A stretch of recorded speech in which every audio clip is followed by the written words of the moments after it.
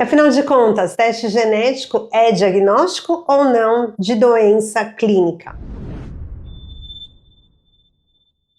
Essa pergunta apareceu algumas vezes aqui nos comentários de vocês. Eu vou dar um exemplo logo mais na frente, mas ontem a gente estava numa discussão com um grupo de revisão de artigos que eu participo. Se a gente tem que ter uma conduta diferente, que na prática clínica implica fazer um teste genético. Eu sou a doutora Fernanda, sou hematologista. Se você não está inscrito nesse canal, é só se inscrever. E se você gostar desse vídeo, manda para alguém que pensa em fazer teste genético. Então eu vou começar respondendo essa pergunta, que é da Suelen. Ela colocou assim: o meu teste deu positivo para H63D. É um gene que a gente faz para pesquisar a hemocromatose. E a saturação de transferrina está normal e a ferritina está entre 200 e 380. Tem o diagnóstico ou não de hemocromatose? Sempre a gente tem que pensar que diagnóstico a gente vai dar na consulta, mas normalmente a gente considera uma ferritina em torno de 200 um nível bem adequado. Quando a gente pensa em diagnóstico de hemocromatose, a gente primeiro precisa entender por que foi feito esse teste, se foi feito um teste aleatório ou se tem uma história familiar. Quando a gente tem uma história familiar, alguém na família já tem uma tendência maior a ter a hemocromatose, acúmulo de ferro, uma ferritina acima de 1000, aí eu acho que o teste está bem indicado. Se o teste foi feito só para saber, aí a gente sempre fica com essa dúvida: será que eu tenho ou não o diagnóstico? Então a primeira coisa que eu gosto de falar é que o teste genético ele tem que ser indicado para o seu caso. Não adianta você ir no mercado e escolher todos os testes genéticos para ver se eu tenho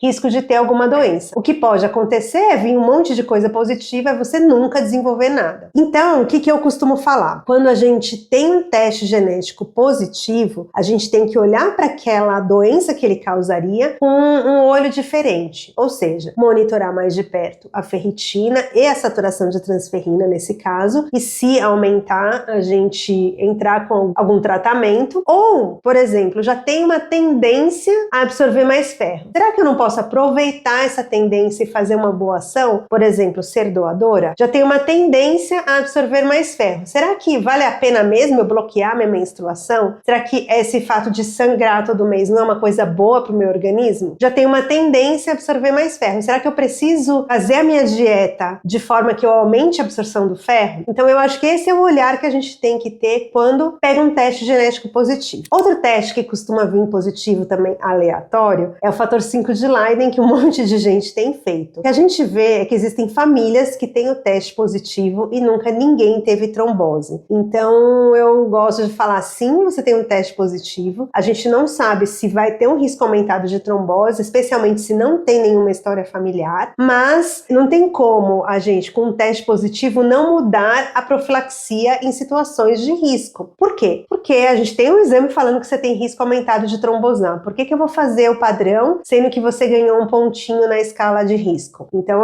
isso aí vai mudar. Outro teste que, por exemplo, pode aparecer é um teste de câncer. Então você fez uma pesquisa de um BRCA, uma pesquisa de algum gene específico para alguns tipos de câncer. Primeiro que você não deve fazer isso sozinho, você deve ir num médico especialista em oncologia genética, que chama oncogeneticista. E aí ele vai te orientar como fazer uma prevenção. A gente não vai conseguir evitar, né, que você tenha o câncer. Claro que no BRCA a gente eventualmente pode indicar a mastectomia e a oforectomia, mas a gente costuma fazer um rastreamento mais precoce com exames mais detalhistas, que a gente não faz para a população geral. Ah, doutora, mas para que não fazer tudo para todo mundo? Porque o custo é inviável e a chance de vir um resultado falso positivo aumenta muito se o exame é muito mais sensível. Por isso que a gente não faz tudo para todo mundo. E outro teste que a discussão ontem estava acontecendo era por conta do teste de risco aumentado de desenvolver intolerância à lactose. Não é o teste genético de tolerância à lactose, mas o teste de risco. Se você tem um risco aumentado, o que eu tenho que fazer enquanto médica? Monitorar sintomas de intolerância à lactose, diarreia, distensão, todas as coisas que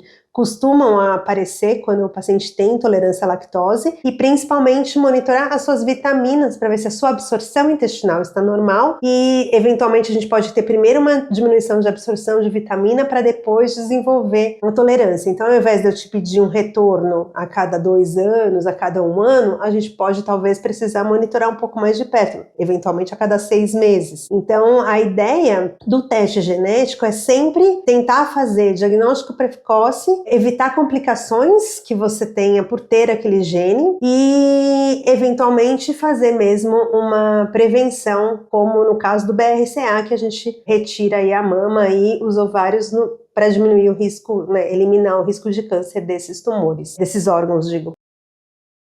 Então, a minha ideia de trazer essas respostas é que, assim, o seu caso precisa ser avaliado dentro de uma consulta. Por quê? Porque a gente precisa ver todo o seu histórico pessoal e o seu histórico familiar que a gente não consegue responder aqui. Se você quiser, vou deixar o link aqui na descrição, só entrar em contato com a minha secretária, com a Natália, e aí a gente conversa, vai ser um prazer te atender. Até o próximo vídeo.